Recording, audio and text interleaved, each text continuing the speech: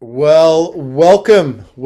This is definitely a great honor to be sitting down with the founding director, really, of EcoPeace and the Israeli director of EcoPeace, someone who's known well to the Unity Earth community, the one and only Mr. Gidon Bromberg. Gidon, welcome back to World Unity Week. It's wonderful to be back, Ben. Excited about all of the events that you're organizing this week. Yeah, there's lots of different stuff going on, and of course we have different themes across the week. And today's theme is all about water, which is wholly appropriate. And for those who may not know, we first got connected to EcoPeace. Unity Earth was connected to EcoPeace back before 2020, I think, through Rabbi David Rosen, who connected us in preparation for the what became the Holy Land Living Water Journey in February 2020, where we were fortunate enough to bring almost 100 spiritual leaders and indigenous leaders and change makers across Palestine, Jordan, and Israel. And we were hosted by the amazing EcoPeace, which has got organizations in all three of those spaces. And of course, the Israeli director is Gidon, the Palestinian director is Nada, and the Jordanian director is Yana. And together with the teams, were able to host us across that 7 or 8 day journey, which really changed a lot of lives, Gidon, and learning about your work and the incredible, delicate, sophisticated, brilliant ecological peace building that you've been, I think, 27 years now, if I'm counting correctly. It's very inspirational, but delighted to have you back here. You did a beautiful presentation the first year in 2020 in June, and a great presentation last year. And we're all excited to hear what is going on, what's new. We see articles, we see Thomas Friedman writing about you guys are going from strength to strength. Whole EcoPeace has gone stratospheric, which is wonderful. But we're looking forward to hearing it straight from the horse's mouth. Get on. What's new this year, and let us know any ways that we can support or help. So thank you, Ben. I want to also highlight that the inspirational week we spent together around the Jordan River was a two-way street. I mean, we were so empowered by the 100 or so different faith-based and spiritual leaders that introduced also a new perspective for us as well. So it really was mutual, and it remains very, very deep in our mindset, having influenced the way that we work and the way that we see things moving in the future. So we're grateful for the cooperation that we've had, and as you've just said, we look forward to more cooperation with the Unity Earth community and its additional communities to help us make a difference. So what's happened in the last year is quite amazing. The progress that EcoPeace has been able to achieve has been described as groundbreaking. And first and foremost, it's the publishing of the Green Blue Deal that EcoPeace released back in 2020, and now in November of last year, the signing of a declaration of intent between the governments of Israel and the governments of Jordan to be financed by the UAE, whereby the two governments are actually implementing EcoPeace's vision of creating healthy interdependencies. So those of you that have been to Jordan certainly note that it has vast desert areas. And EcoPeace identified the vast desert areas of Jordan as holding the potential to produce large-scale renewable energy, mostly solar, at prices that are extremely attractive, about half the price that can be produced in Israel and Palestine, and at scale because of the vastness of the desert areas that are unmatched compared to the Israeli and Palestinian sides. On the other hand, the Mediterranean coast of Israel and Gaza is about 100 kilometers from the major population centers of the region, with Jordan's capital being the further east, or its second major city, Irbid, being furthest east. And the Mediterranean is roughly 100 kilometers from those major capitals. while Jordan's alternative to desalinate seawater is 3 times the distance to Amman and 4 times the distance to its second major city. And therefore, the Mediterranean holds the comparative advantage to build desalination plants and supply the needed water to meet the climate crisis for Israel, Palestine, and Jordan. And the declaration of intent that was signed was this creation of healthy interdependencies, where, for the very first time, Jordan would have something to sell of great value to Israel, and Israel has something of great value that it wants to buy, being the renewable energy from Jordan. Now, that agreement has been described by both the governments of Israel and Jordan as the most important agreement signed since the signing of the peace treaty between the two countries back in 1994. So the importance of this signing, we'll know in the decades to come, but it's for the very first time that we're creating healthy interdependencies, where we're able to meet the stress of the climate crisis on the one hand by producing more renewables, reducing our greenhouse gases, and increasing the manufacture of water in our region in order to meet the declining natural rainfall and the implications of that being less and less natural water being available. No less importantly, this is about climate security. We well understand that the climate crisis destabilizes economies, destabilizes the political situation in our region, which is already such a volatile situation. And by creating these healthy interdependencies through cooperation, well, not only do we improve water, the availability of water on all sides, and reduce greenhouse gases, but we also create trust between our various communities.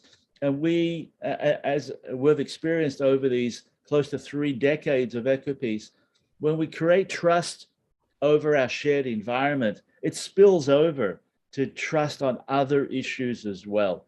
And therefore, we see perhaps, the first steps where truly, grappling with the climate crisis, instead of becoming a threat multiplier, is more and more seen as a necessity, an opportunity for cooperation and peace building. It's just extraordinary, Gidon. It's so inspiring. The the green blue deal. So you envisioned it, and I've heard you talk about it as sort of akin to the post World War II in Europe, where the great powers came together over steel and coal. So this incredible vision. It's one thing to have an idea, but to actually, be in the process of manifesting that, particularly in the environment you're in. So tell us, it's been signed by both the Jordanian government and the Israeli government. Take us through that process. What were the challenges, and how did that come about to actually get those signatures? So it's been a long journey, and of course at EcoPeace we've wanted to include the Palestinians from the outset in this arrangement as well. We well understand in our part of the world that there's no generosity, unfortunately. That the level of violence and animosity is so high that people, the sides, act according to self-interests, and therefore, we had to identify very clear self-interest for each side as to why they would want to take the risk of being dependent on the other, because that's what it really means. It means that Israel will become increasingly dependent on her neighbor Jordan for her electricity, and Jordan will increasingly become dependent on Israel for her water supply. And to change that mindset of of being willing to be dependent on the other required lots of evidence showing the necessity and the self-interest. And we're able to achieve that, based on hard science. We're able to achieve that by showing that Israel can't meet its Paris climate commitments unless it buys renewables from a neighboring country, Jordan, Egypt, or further afield, because there simply isn't the land mass available to produce sufficient quantities of renewable energy within Israel itself.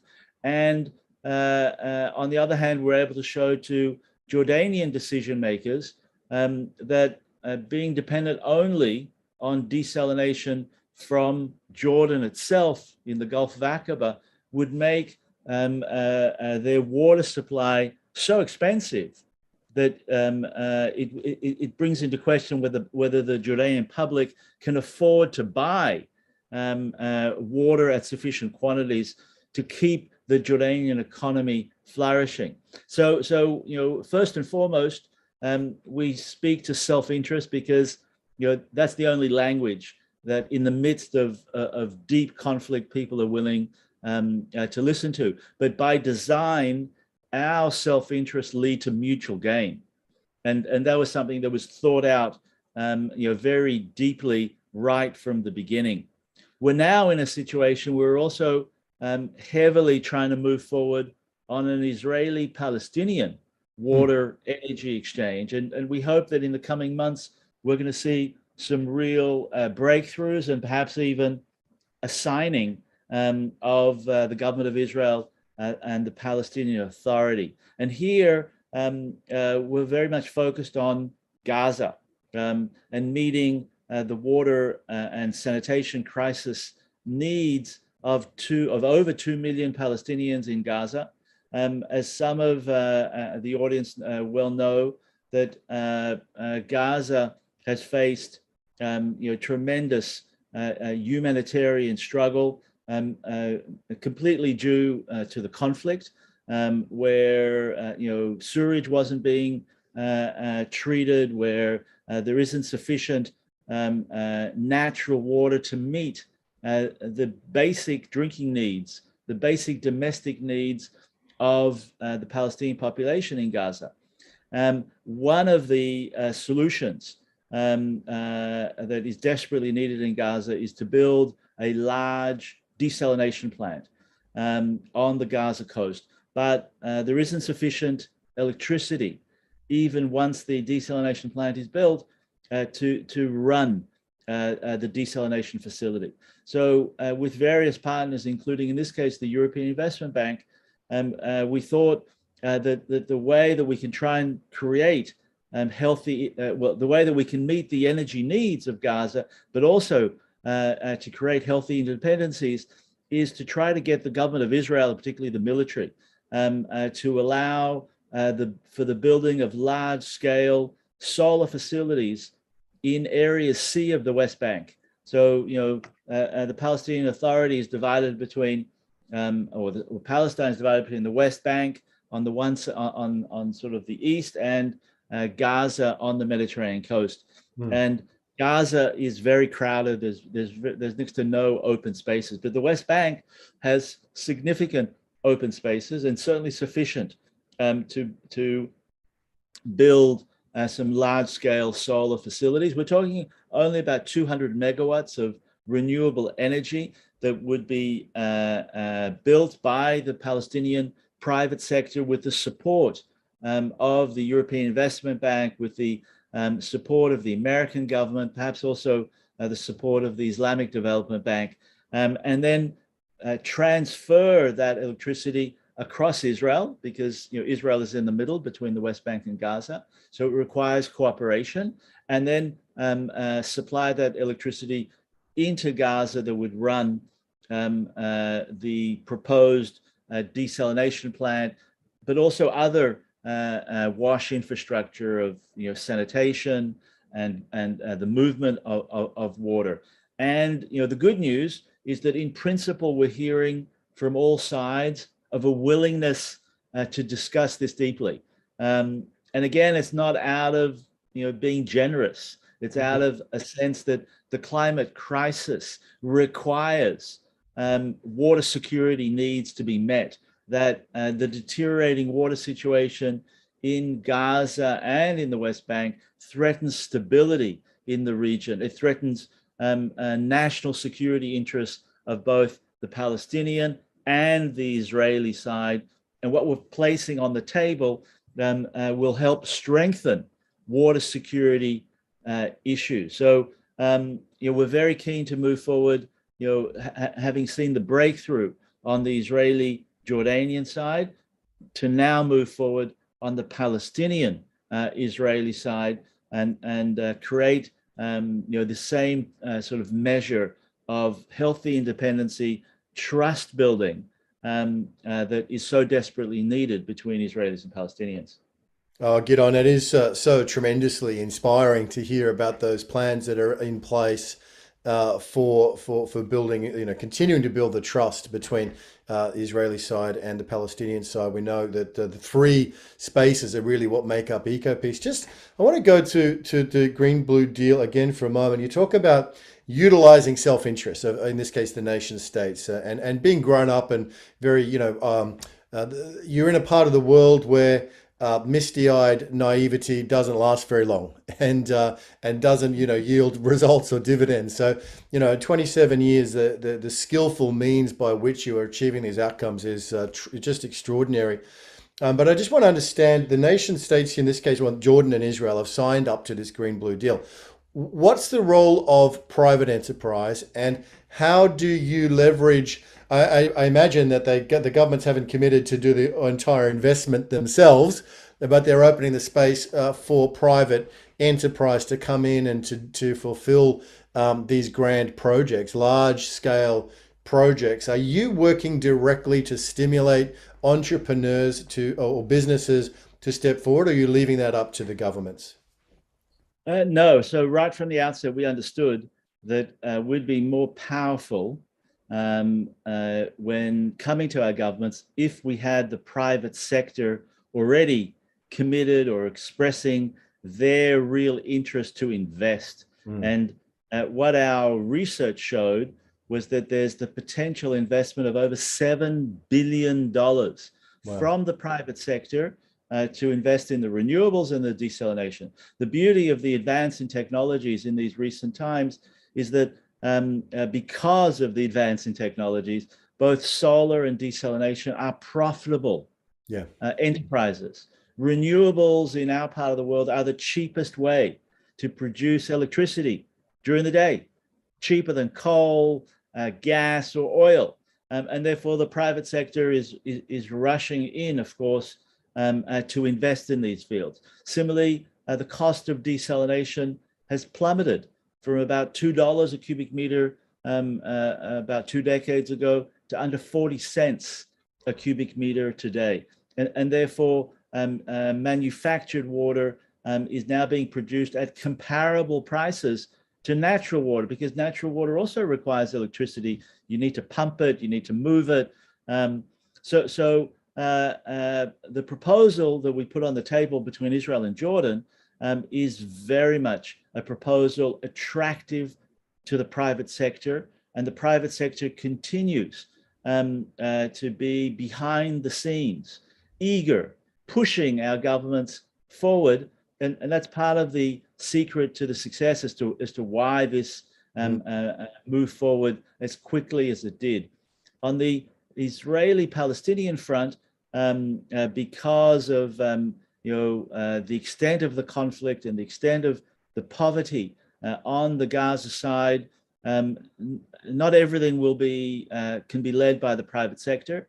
The renewables can, but the desalination would need to be subsidized, and this is the role of the international community to make up the difference, so that sufficient water resources can be supplied to the Palestinian population in Gaza at reasonable prices. But there's no question that from the outset, we identified the private sector. We went and presented the Green Blue Deal in New York and in London and in LA, in Berlin, in the Gulf, And in the end, it really was the Emiratis that stepped in, even actually before the Abraham Accords, quite eager to invest here. Again, not out of generosity, because they saw a tremendous profit potential for their investment, particularly in the renewables in Jordan. Okay, fantastic. So they've actually from the UAE have come forward with some resources to help facilitate the Green Blue deal going forward. Can you tell us a little bit about that investment that they've made, Gidon? What's the role of the UAE? So it's a UAE government corporation called Masdar that is keen to invest. We're talking about building a 1.3 giga solar facility in Jordan. It's a game changer. That's a major power station with the potential to go as high as 5 giga of solar power. I want to highlight also another major success, if I may, before the time runs out, because our strategy of focusing on self-interest has also attracted major attention just this last week with the report out of the Reuters news agency that the population in Gaza has gone back to swim in the beaches of the Mediterranean off Gaza. And that report brought tremendous satisfaction to everyone in EcoPeace, because for the very first time, or for the first time in a decade, there's some good news to share about the situation in Gaza. When was the last time that anyone heard good news coming out of Gaza? Well, we're pleased that we've helped to contribute. And the reason why Palestinians this summer, for the first time in about a decade, are able to swim in cleaner beaches again is much due to the cooperation, the environmental peace building efforts that EcoPeace has led. One of our earlier programs was trying to build sewage treatment facilities in Gaza, where the international community actually approached EcoPeace and were almost giving up. The conflict between Israel and Hamas, was preventing cement from coming in to Gaza because of the fear that cement was being used by Hamas for other purposes. And at EcoPeace, and without cement, you can't build sewage treatment plants. So there was no modern sewage treatment plants in operation in Gaza. And certainly after every violent and active sort of war between the sides, we saw hundreds of millions of liters of raw sewage flowing out into the Mediterranean, closing all the beaches of Gaza, but not only the beaches of Gaza, but being carried upstream also to the beaches of Israel. And at EcoPeace, again, by focusing on self-interest, we looked for solutions. We understood that there are legitimate security concerns of the Israeli side as to why cement wasn't flowing into Gaza. But we also understood that failing to treat sewage would lead to other security concerns, perhaps not military security, but health security and water security. And through our efforts, we were able to reveal that the desalination facility on the Israeli side in the city of Ashkelon, just 7 kilometers north of Gaza, that facility was closing down because of the sewage coming up from Gaza. And releasing that information and highlighting that that a failure on one side leads to a failure on the other side, because that's the way that nature connects us. That politicians speak of disengagement, but the reality is that you can never disengage from a shared environment. And we brought that message home. And by highlighting that there are health security concerns on the Israeli side, that there are water security concerns that threaten national security interests, we were able to get to change policies. And within 2 years, the first modern sewage treatment plant in Gaza was built after it was stuck for 12 years. And then thereafter, 2 more modern sewage treatment plants were completed within the space of 4 years, with the last one completed towards the end of last year. And therefore, the result is that today, Gazan beaches are open. 65% of the beaches in Gaza are clean, and people can go back and get relief from the heat of the summer. Can look forward to something more optimistic for the first time, perhaps in a decade. So we're really proud of this development, and of course want to build on this development now through the water energy proposal between the West Bank and Gaza and Israel that we're now proposing.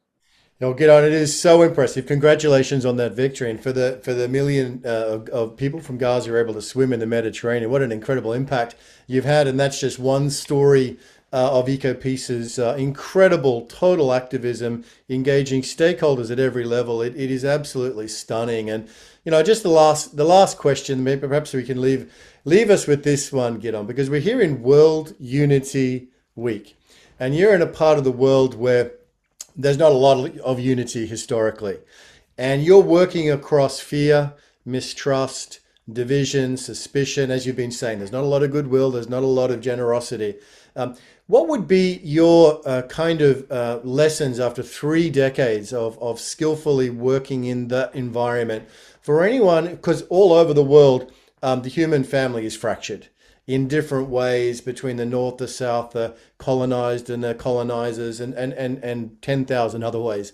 So while your context in the Middle East is perhaps one of the most fiercest arenas of disunity, it is something that's reflected right around the planet, and people in their own way are working for healing and forgiveness and for understanding.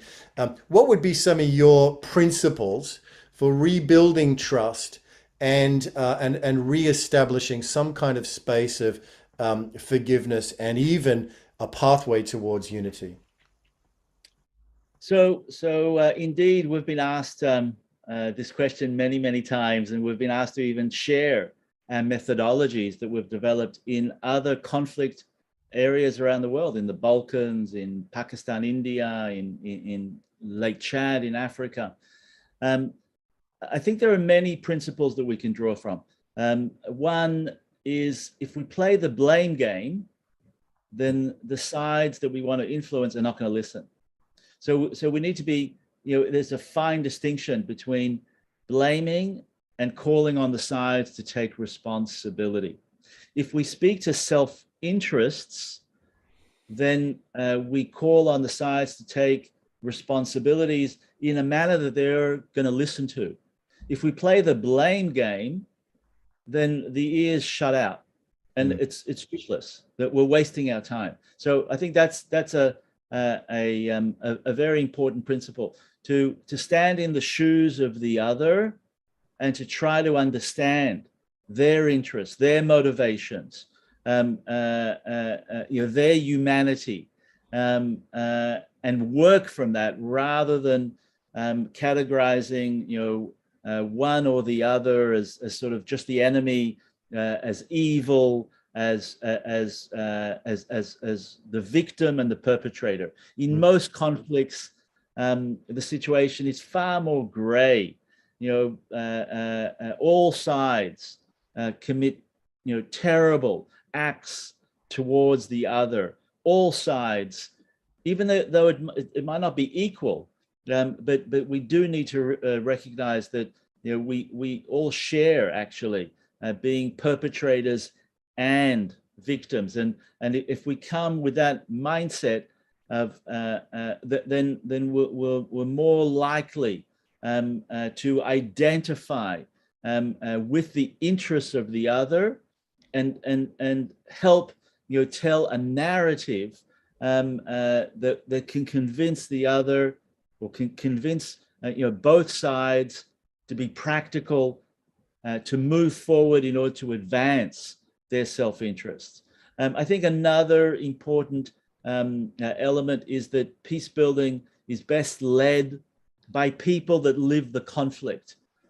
Outsiders have an important role to play, but they rarely can lead in solving the issues, because from our experience, it's far more effective that it's Palestinians that speak to Palestinians, it's Israelis that speak to Israelis, it's Jordanians that speak to Jordanians, in this common sort of vision of moving forward. The international community, the support of in the international community is really important, but it's important to empower the local voices, because we're the ones that will be far more effective, we're far more credible to our own constituencies and to our own public. A third recommendation is the importance of both bottom-up and top-down. That peace building, that change in total, always has to come with legitimacy. So you need to work from the bottom with communities through education.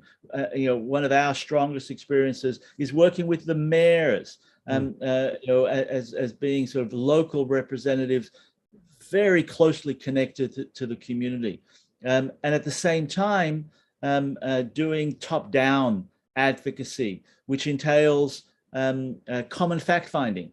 In all of our research, we employ Palestinian, Jordanian, and Israeli researchers together to come to agree on the facts, because when we've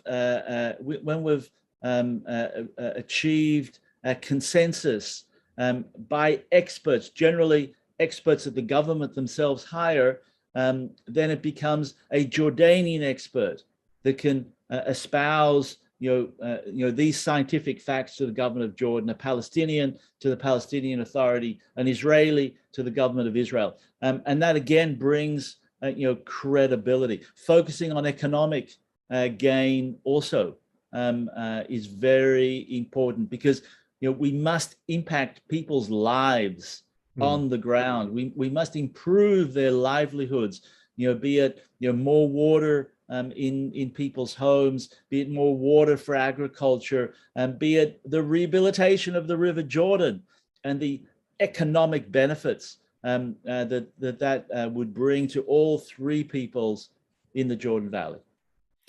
Oh, thank you so much, Gidon Bromberg. Powerful lessons in ecological peace building. We could talk to you for hours, but we know you have many things to be going and doing. So thank you, Gidon, for being with us in World Unity Week. And we hope you'll join us again in Peace Week in September, perhaps with your co-directors. But for now, thank you so much for your time, Gidon, and for those brilliant lessons coming from the rich experience of almost 3 decades in the field, in the theatre. And congratulations on your successes, and may there be many more. And if there's anything we can do to support or get the word out, we're here at your service. Thank you, Gidon. Thank you so much, Ben, and best of luck for a highly successful, I'm sure, a Unity week. And we definitely look forward to cooperation with the community. We need you. We need each other. And that's our message. That only by working together can we make the change in this world that we all desperately identify with and need. So congratulations to you all, and thank you again for the opportunity. Thank you, Gidon.